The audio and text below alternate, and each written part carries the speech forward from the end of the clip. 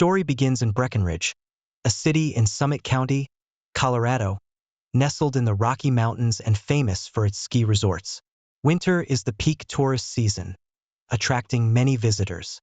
About 24 kilometers south of Breckenridge is the peaceful mountain town of Alma, located in Park County.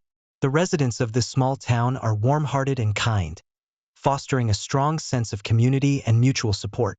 At that time, the town's residents had modest incomes. Few people owned private cars, so hitchhiking was the main way to get around. Among the residents was a couple, Jeff, a 26-year-old who ran an appliance repair business, and his 29-year-old wife, Bobbie, who worked as a receptionist at a local real estate company. The couple commuted separately each day, with Bobbie hitchhiking to and from work. The journey took about half an hour, and Jeff, concerned for his wife's safety, had made her a brass keychain for self-defense. The days passed, and the couple had been married for 4.5 years. They were planning to start a family and welcome a new life. In 1982, a blizzard swept across Colorado. Bobbie had just finished a gathering with friends and was planning to hitchhike home as usual. However, she was unaware that a pair of sinister eyes was quietly watching her. January 6, 1982, was a Wednesday, and Colorado was hit by a rare blizzard. Strong winds mixed with snowflakes swept across the mountains, blanketing the roads in thick snow. Weather forecasts repeatedly warned on television that nighttime temperatures could plummet to -30 degrees, urging everyone to take precautions. That day was Bobbie's promotion day. After work, she invited a few friends to a nearby bar to celebrate. They soon forgot about the harsh cold and the raging storm outside. At 6:20 p.m., Bobbie called her husband to reassure him that she would head home right after the gathering. Under the dim bar lights, her face radiated joy. Her friends raised their glasses, celebrating her promotion and savoring their precious leisure time. They drank, shared amusing stories from work and life, and laughed heartily. After an hour and a half, around 7:50 p.m., Bobbie felt a bit tired and decided to say goodbye to everyone and head home. However, her friends were still enjoying themselves, and one of them suggested Bobbie stay a bit longer so they could drive her home afterward. But seeing that it was getting late and not wanting her husband to worry, Bobbie declined the kind offer and left the bar ahead of them. Outside, snowflakes danced in the air, and the biting wind whipped across her face, making her shiver. There were only a few cars passing by on the street. Bobbie rubbed her hands together to keep warm and waited by the roadside for a ride. A driver soon noticed Bobbie and stopped the car beside her. Grateful, Bobbie thanked the driver and got into the warm vehicle. The car's engine roared to life, and they disappeared into the vast night. He didn't worry much about it as he was busy entertaining friends who had come over. He drifted off to sleep without realizing it. Suddenly, he woke up from a dream and noticed that Bobbie was still not home. Alarmed, he tried calling her repeatedly, but couldn't get through. Sensing something was wrong, Jeff quickly put on his coat, grabbed his keys, and drove to the house of one of Bobbie's friends, where she had been earlier. The snowstorm was raging fiercely. Jeff drove alone through the night, his anxiety mounting with each passing moment. His loud knocking woke the friend, who had been fast asleep. Jeff, not even bothering to brush off the snow on his shoulders, urgently asked if he knew where Bobbie was. His friend shook his head, mentioning that Bobbie had left before 8 p.m. to go home. He had no idea where she went afterward. He drove 20 kilometers to the Breckenridge Police Department to report his wife's disappearance. Jeff spent a sleepless night, tormented by worry. The next morning, Jeff received a call at home from a ranch owner living 20 kilometers northeast of them. They carefully observed the snowy ground along the way. After searching, they found a blood-stained glove and a tissue not far from the backpack. Disheartened, Jeff retrieved the driver's license from the ranch and returned home. Meanwhile, Bobbie's husband, Jeff, had come home early from work after receiving her call, so he didn't think much of her absence. At that moment, a friend was visiting their home, and Jeff was busy entertaining him. After the friend left, Jeff lay down to rest, waiting for his wife to return, and unknowingly fell asleep. Suddenly, Jeff woke up from a dream. He looked beside him and saw that the bed was still empty. It was already midnight. He immediately called his wife, but no matter how many times he tried, he couldn't get through. The snowstorm raged mercilessly as Jeff drove alone on the snowy roads, growing more anxious by the minute. Braving the blizzard, he finally arrived at his friend's house.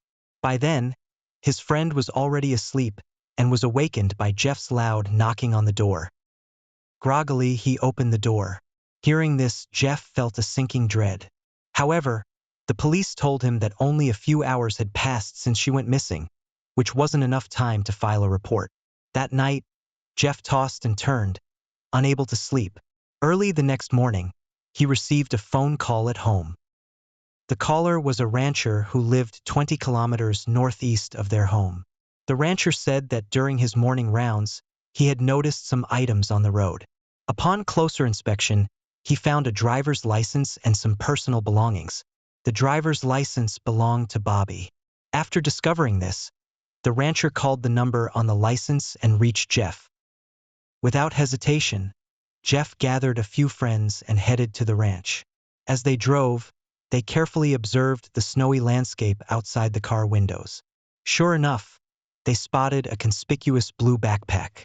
Jeff immediately recognized it as the one Bobbie usually carried. They got out of the car and began searching the snow. Despite a thorough search, they could not find any trace of Bobbie. Jeff's friends refused to give up and decided to search along Bobbie's usual route home. They brought their skis to Hoosier Pass, located between Breckenridge and Alma, about 16 kilometers from Breckenridge at an elevation of 3,500 meters. The pass had recently experienced a blizzard, leaving it covered in thick snow that reached up to their calves. The group entered the mountain pass on skis, carefully observing their surroundings. Shortly after, they found Bobbie in the snow, unresponsive. Upon receiving a report of a missing person, a large number of officers arrived at the scene. Due to the cold weather, Bobbie's body was found frozen. Authorities searched the nearby area and discovered Bobbie's brass keychain in the parking lot at the base of the mountain, the one Jeff had made for her. Additionally, they found an orange sock that did not belong to Bobbie. Nearby, they also found an unidentified backpack containing coins, medicines, and other items. Jeff was deeply affected upon hearing the news about his wife. He handed over a glove he had found in the snow to the police. Laboratory tests suggested that the evidence might be linked to an individual involved in the incident. Due to the limitations of DNA technology at the time, authorities carefully preserved the evidence for future analysis. That evening, the driver who gave Bobbie a ride was considered crucial to the investigation. However, no one had seen Bobbie get into another person's car. As a result, Jeff naturally became the primary suspect and was questioned by the police. He stated that he had been at home hosting friends that evening and went out briefly to look for Bobbie. However, during the investigation, Jeff's friend never appeared, so no one could confirm Jeff's alibi. The day after Bobbie was found, the police received another report about a missing individual named Annette. Recently, several individuals had gone missing in the area, which was highly unusual and quickly drew police attention. Annette, a 21-year-old from Idaho, was one of them. She had a remarried mother and several siblings. Annette was known for her positive outlook and future aspirations. She moved to Breckenridge 4 years ago after finishing high school and held multiple jobs, working both day and night shifts. Annette was known for her positive demeanor, good relationships with colleagues, and reliable work ethic. When she missed work for 2 consecutive days and could not be reached by phone, her colleagues contacted the police. The investigation revealed that 2 days earlier, Annette had quit her job at the Holiday Inn and hitchhiked to a pharmacy in Breckenridge. At 4:45 p.m., a witness saw her talking to a woman inside the pharmacy. Around 5 p.m., Annette hitchhiked back home. She was supposed to go to her part-time job at a bar but then went missing. With 2 women disappearing on the same night, the police found the case unusual and questioned Bobbie's husband, Jeff, again, asking if he knew Annette.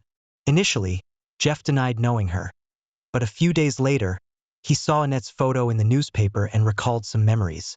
He voluntarily approached the police, saying that he might have met Annette once, as she had hitchhiked in his car a year ago, though they had no further contact after that. Jeff's admission only deepened the police's suspicion. 2 months after the incident, Jeff agreed to take a polygraph test, which indicated he was truthful. However, with no new leads, the investigation stalled. Bobbie fought back fiercely during the attack, resulting in a struggle that left noticeable injuries on her assailant.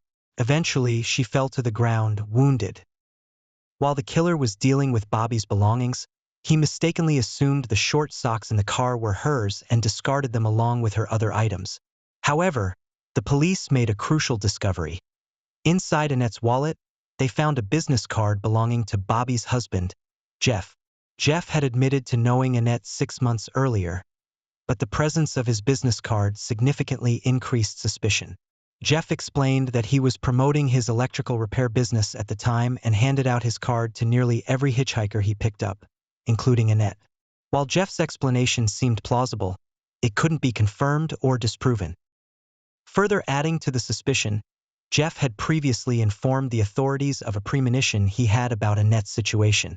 He had accurately predicted a discovery at a location 4 miles from his home. Annette was later found on July 3rd, 6 miles from Jeff's home. This eerie accuracy made it hard to dismiss the possibility of his involvement. Consequently, the police re-examined Jeff's relationship with the victims. Some neighbors described Jeff as very caring towards his wife, noting that their marriage seemed harmonious with few arguments. However, others mentioned an incident 2 days before Bobbie's murder when she brought home a cold pizza, which infuriated Jeff. Although using this as a motive for murder seemed far-fetched, Jeff, being the only person known to both victims, underwent another polygraph test and passed once again. Despite this, the local community continued to speculate about Jeff's involvement, forming opinions and discussing how he might have misled the authorities. Over time, public interest in the case gradually waned. 8 years later, the friend Jeff had entertained that night finally came forward. However, due to the time that had passed, the friend's recollection did not match Jeff's account, leaving Jeff without a solid alibi for that night. During this period, a man named Rudy was in prison for multiple serious offenses, serving a life sentence. Around the time Bobbie and Annette were affected, Rudy was involved in another incident and later boasted in prison about Bobbie and Annette's situations being different from what had been reported. A fellow inmate informed the police, who then administered a polygraph test to Rudy, revealing that he had been exaggerating to his cellmate. The families of the victims never gave up on seeking justice. Annette's family even hired a private investigator to search for evidence using every possible means, but they had no luck. The case went cold and decades passed. Then, the development of DNA technology brought a breakthrough. During the time of the crime, DNA technology wasn't advanced enough to produce a DNA profile. However, the evidence was preserved and re-examined in 2022. In 1985, DNA evidence was first used in a Florida case to convict a suspect. 2 years later, the United States established its first DNA laboratory to assist local police with solving cases and rectifying wrongful convictions. By the 1990s, DNA technology had advanced significantly, enhancing the accuracy and efficiency of case resolutions. Consequently, states began setting up DNA databases and laboratories. The DNA of Bobbie's husband, Jeff, and the serial killer, Luther, was compared to the bloodstains on the gloves, confirming that neither was involved in the case. In 1998, the police entered the perpetrator's DNA into the criminal database, but no match was found. In the 21st century, DNA technology advanced further, and genealogical research became crucial in solving cases. By comparing DNA samples with databases, it became possible to identify relatives of the perpetrator and eventually the perpetrator themselves. In early 2021, a Denver-based company took over the genealogical investigation of Bobbie and Annette's murder cases. The DNA sample from the gloves was uploaded to a genealogical database, yielding promising results. Multiple markers matched the profiles of 2 brothers. The police identified 2 suspects, Bruce Phillips and Alan Lee Phillips. They first contacted the older brother, Bruce, who said he had never lived in Colorado but mentioned that his estranged brother, Alan, did. The police then investigated Alan and discovered that he had lived on the outskirts of Breckenridge at the time of the incident and worked at a local mine. Alan Lee Phillips, born on February 22, 1951, had once been jailed for 6 months for assaulting a hitchhiker by stopping his car in a remote area and hitting her with a rock. After his release, he continued living in Breckenridge. At the time of Bobbie and Annette's murders, Alan was 30 years old. Now, at 70, he lived near Breckenridge in Clear Creek, running a mechanical repair shop. He had been married 3 times and had a daughter and 2 stepsons. With this lead, investigators began secretly monitoring Alan, trying to obtain his DNA. However, the process did not go smoothly. Alan was very cautious, living like a recluse and rarely interacting with others. During more than a month of surveillance, he didn't even take out the trash once. The investigators persisted and continued their surveillance. One day, Alan went out to get some food. He drove to a fast food chain with a drive-thru, allowing him to order and eat without leaving his car. Alan ordered his meal and ate it in the car. Several plainclothes detectives discreetly surrounded him, blending in with other customers and vehicles. After finishing his meal, Alan left with the food bag in hand. The investigators followed him to the post office. Alan entered the post office with a fast food bag and exited holding only his mail. Once he left, investigators rushed inside and searched the trash bins. They found the discarded fast food bag, which was immediately sent to the lab. Their persistence paid off when the lab extracted saliva from a napkin in the bag, obtaining Alan's DNA. The results matched Alan to the incidents involving Bobbie and Annette. The next day, armed with this crucial evidence, the police intercepted Alan at a traffic stop in Dumont and arrested him. He was charged with 2 counts of first-degree murder and other serious offenses. The resolution of these cold cases quickly made national headlines, bringing tears to the eyes of the victims' families. They had endured unimaginable pain and suffering for 40 years, persistently seeking justice for their loved ones.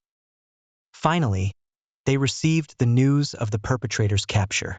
During a press conference, the police released younger photos of Alan, suspecting he might be responsible for more crimes and urging the public to come forward with any information. Shortly after the photos were released, an elderly man contacted the police. Montoya, a resident of Clear Creek County, had a story that left everyone stunned.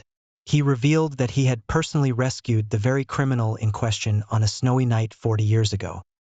On January 6, 1982, the night Bobbie and Annette were murdered, Montoya, who was then a fire chief in Clear Creek County, was on duty. A blizzard was raging across Colorado, making many mountain roads impassable. Near midnight, Montoya received a rescue call from the dispatcher. Earlier that evening, the weather had been relatively clear. A United Airlines flight from Denver to California had just taken off with Jefferson County Sheriff Bray on board. As the flight passed over Guanella Pass, Sheriff Bray noticed a series of intermittent lights flashing below. His professional instincts told him these were SOS signals. The dispatcher then contacted Fire Chief Montoya, who quickly drove to the coordinates at Guanella Pass. Montoya assumed the stranded person was a tourist caught in the unexpected snowstorm. With temperatures plummeting to below -30 degrees Celsius, the tourist's life was in imminent danger. Montoya sped to the location. 15 minutes after receiving the call, he arrived at the pass and spotted the stranded individual sitting in a pickup truck, shivering. When rescued, the individual, identified as Alan Phillips, expressed his relief, saying, "Oh God, I'm saved." Sheriff Bray immediately alerted the pilot, who relayed the SOS signal coordinates to the ground dispatcher. The dispatcher then contacted Montoya, the on-duty fire chief. Montoya quickly headed to Guanella Pass, suspecting a tourist had been caught in the sudden snowstorm. 15 minutes after receiving the call, he arrived at Guanella Pass. As Montoya approached, the man exclaimed in relief, "Oh God, I'm saved." This man was Alan Phillips, a mechanic from a local mine. By chance, Montoya had also worked at the same mine and immediately recognized Alan. He asked how Alan had ended up there. Alan explained that he had been drinking and was driving home when the blizzard hit, obscuring his view. He inadvertently drove into the mountains and got lost. As the snow piled up and temperatures plummeted, his vehicle became buried, and he was on the verge of being completely trapped. In desperation, Alan used his truck's headlights to flash an SOS signal, which Sheriff Bray noticed from the plane. Montoya commented on Alan's good fortune but saw a bruise above Alan's right eye. Alan explained that he had hit his head on the truck while returning from relieving himself. Montoya laughed and drove Alan out of the mountains. Although Montoya suggested taking Alan to the hospital, Alan insisted it was just a minor injury and unnecessary, so Montoya dropped him off at home. The dramatic rescue event garnered local media attention, with many newspapers reporting on it. Ironically, one of the articles even appeared next to the news of Bobbie's body being found. Alan gave an interview, recounting his harrowing rescue. The local community marveled at Alan's luck while lamenting Bobbie's tragic fate. Little did anyone know that the man who had been rescued was actually Bobbie's killer. Despite conclusive DNA evidence, Alan refused to confess. Here's a hypothesis about what happened. Around 5 p.m. on the day of the incident, Alan was driving down a street in Breckenridge when he saw Annette, who had just picked up some items and was heading home. Alan decided to offer her a ride. Although Annette's home was nearby, Alan didn't stop there. Alan sped up and drove to a more secluded area where there were no people around. Annette's attempts to call for help were in vain. After a struggle, she managed to escape and ran away. Fearing exposure, Alan quickly followed her, leading to a tragic event. On his way back to town, Alan discarded Annette's backpack but missed an orange sock left in the car. By then, it was around 8 p.m. Still feeling agitated, he saw Bobbie waiting outside a bar and decided to pick her up. Under the cover of darkness, he drove south. At a remote spot, he attempted to assault Bobbie, but she resisted fiercely, resulting in a violent encounter. Enraged, Alan left Bobbie in a secluded area and drove off. Returning to his car, he noticed the orange sock, assumed it belonged to Bobbie, and discarded it along with other belongings near a parking lot before fleeing. Continuing his escape, Alan eventually got lost in the snowy terrain. That night, temperatures were dangerously low, and if not for a series of fortunate events, he might have faced severe consequences. In September 2022, the case involving Bobbie and Annette went to trial lasting 2 months. In January of the following year, after deliberations, the court sentenced Alan to life imprisonment. He began serving his sentence in a state facility. However, less than 6 months later, in February 2023, 72-year-old Alan passed away in prison under unknown circumstances. His punishment came too late and felt too lenient, leaving many people outraged. For the victims' families, the passage of time had made the hope of catching the killer seem almost impossible. However, the advancement of forensic science ultimately ensured justice was served. Although justice was delayed, it thankfully did not fail to arrive. Thank you for watching. If you enjoyed this video, please give it a thumbs up and subscribe to our channel. Your support keeps us going. Thank you.